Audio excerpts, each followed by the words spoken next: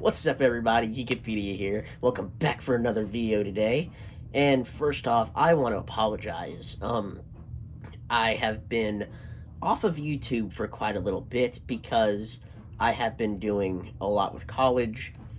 Just trying to get through that. But as of today, I am done for the summer and I'm off for a little bit until the fall semester begins. So I thought I'd make this video. I recently got to watch the new movie Oppenheimer. So, yeah, I figured I would, as part of my return to YouTube, I would review Oppenheimer first. But before we get to that, though, I got a special request for you guys. I need you to like this video, subscribe to my channel, and hit the notification bell, or else a Sharknado is going to happen, okay? Sharknado is going to happen. It's going to happen right at your house, and we're all going to die because the sharks will eat everybody. So please, if you don't want to get eaten by a Sharknado, hit that like button right now, okay? All right, with that said, let's get down to Oppenheimer. So, the movie was directed by Christopher Nolan, who, you know him from the Dark Knight trilogy. Inception, I believe he directed Inception, and his previous movie being Tenet, which I haven't watched Tenet yet, but I really want to. And so this movie stars Cillian Murphy as the titular character, Oppenheimer himself, who is most infamously known as the father of the atomic bomb, or the creator of the atomic bomb. And it also stars, like, a huge ensemble cast. And when I say ensemble, it's nuts. Robert Downey Jr. is in this movie. Matt Damon's in this movie. Rami Malek is in this movie. Florence Pugh is in this movie. Emily Blunt is in this movie. Almost half of Hollywood is in this movie. I was sitting in the theater thinking, man, at this rate, I might as well be in the movie, because everybody's in this movie, it feels like. So I couldn't help but chuckle at that, but the cast is amazing, especially Cillian Murphy. If you know a little bit about Oppenheimer and his life and just who he was as a person, you'll realize that Cillian Murphy just portrays him to a T, which is amazing and just so realistic and faithful to who Oppenheimer was as a person. So I got to give Cillian Murphy huge props for that. Other than Cillian Murphy, my second favorite performer might have to be Robert Downey Jr. as Louis Strauss. Now, Louis Strauss, he kind of, at the beginning, he's kind of framed as like an ally to Oppenheimer, but as the film goes on, you start to learn that he's actually an antagonist who is he's angry that Oppenheimer kind of embarrassed him in front of his colleagues a couple years ago. So he's trying to pretty much brand him as a traitor to the United States after helping create the atomic bomb. So I honestly thought that was a huge, crazy twist when it was revealed by that Louis Strauss, played by Robert Downey Jr., was against Oppenheimer. So then I can't remember who plays him, but Albert Einstein's in this movie, and he's played by an actor, a really great actor, but I can't think of his name for the life of me right now. But he's really good. It's always cool to see Albert Einstein portrayed in movies and TV shows.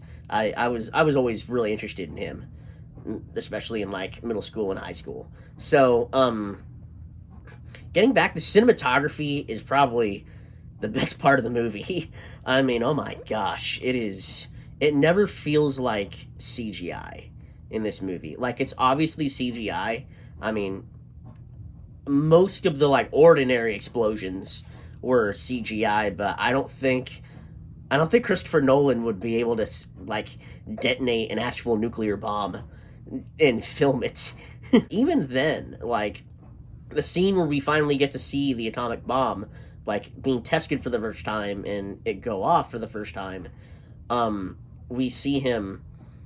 It's just so realistic and so lifelike, which I thought was amazing, especially with today's technology that we're able to use and make it as real as possible. Which, I'm not gonna lie to you, the scene where Oppenheimer and everybody, like all the other scientists, are testing the nuclear bomb for the first time, that's probably my favorite scene in the movie, just because of how suspenseful it was. Like, it had me on the edge of my seat, just sitting there, like, waiting for this thing to go off, like, wondering if it will go off, because they were wondering if it would go off. Because they just weren't for sure. And there was a lot riding on it, too, because they'd spend the last 3 years of their lives living in this, like, small town that was built by the government to kind of, like, isolate them, to make sure, like, no spies or anything like that come in to steal their idea or like relay to the enemies that they're working on this. Um, so I really, it was really building up the tension and hype to that because it made clear a lot's riding on it. If this didn't work, then they are done pretty much. And when it finally goes off, when it finally ignites, there's it's silent when it first goes off, and then you hear Oppenheimer relay his most famous quote, what I think is his most famous quote, when he says, "I am become death, destroyer of worlds." Oppenheimer was famous for saying that because of his guilt and turmoil that he felt in the years following creating the atomic bomb, which I'll get to in a moment.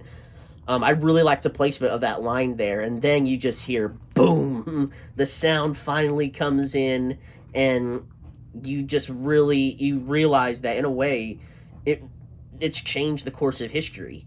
Oppenheimer, he was scared that he would destroy the world with this, and in the end, he kind of realizes in a way he did, because he brought a nuclear bomb into existence, and now everybody's gonna want one, and right now, a nuclear bomb would be the closest thing we have to somewhat dooming humanity. So, it kind of plays with that paradoxical thinking in a way, where it makes you think, yeah, in a way, he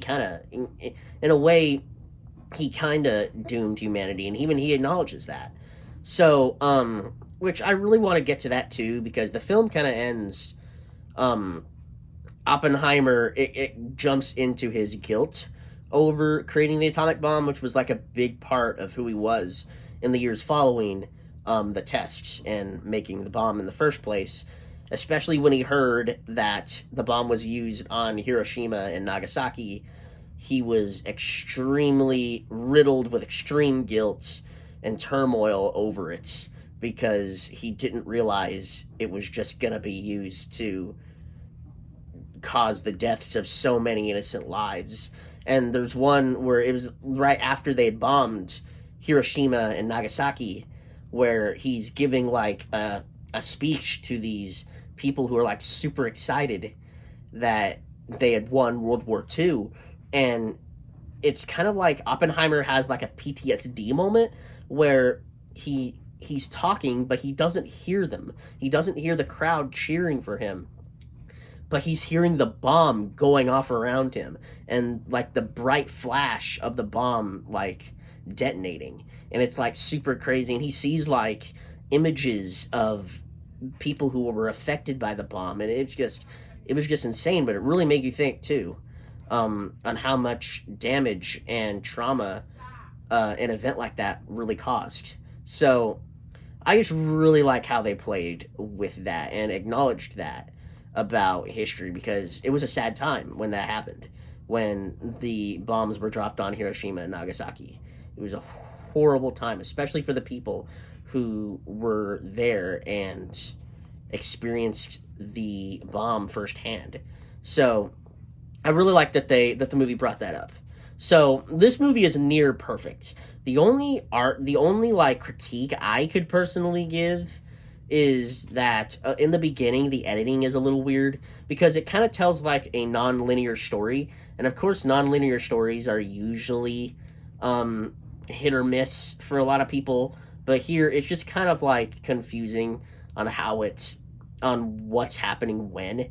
but literally like after 10 minutes it kind of clears everything up, and it rolls pretty good from there. And it always cuts from like black and white and in color.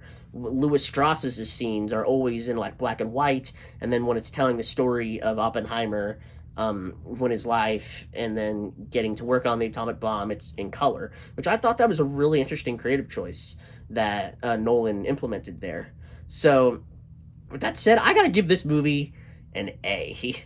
Literally the only thing keeping this from an A plus is the slight weird editing in the beginning. But an A, third favorite movie of this year for me. If you get a chance, you need to see this in a theater. It's amazing. It is, oh my gosh, it's stunning. It's an amazing film, and a thought-provoking film too. This has been Geekopedia. I'm gonna be getting back on my release slate, so Super Mario is next, so be on the lookout for that. Remember, this has been Geekopedia. God loves you and I love you too, and I'll see you guys next time.